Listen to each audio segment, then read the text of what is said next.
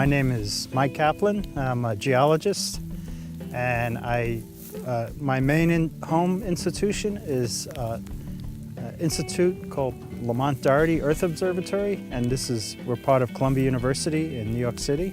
I'm interested in how the glaciers have changed using the record of geology.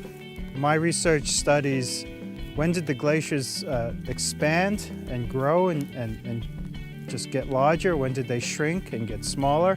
And the reason I'm interested in how the glaciers change is because they show us how the climate has changed. So if we want to know how did the climate change before humans had a strong effect or human history, we need to use other types of records.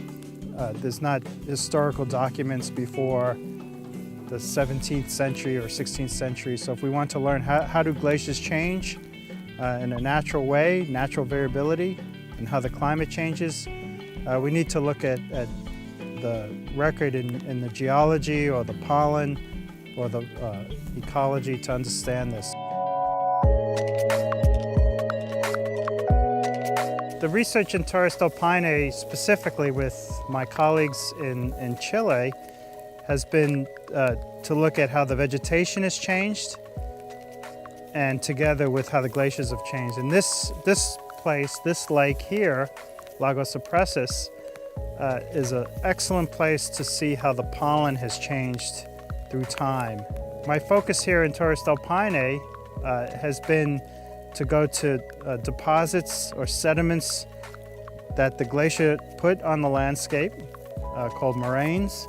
And I collect boulders or rocks in the moraine to see how long these rocks have been deposited, how long ago the glaciers put the sediments on the landscape. And so some of these moraines and sediments left by the glacier are in this area. And so I've focused around here to collect my samples, especially with students and other colleagues. And the techniques I use, it's a way to determine how long a rock or a sediment has been exposed to the atmosphere or exposed to the air.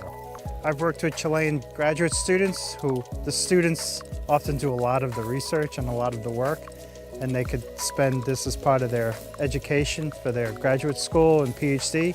They've been able to do much of the research as part of their education and doing their PhD research. And so for the time, this has been excellent for both me and the students to work together.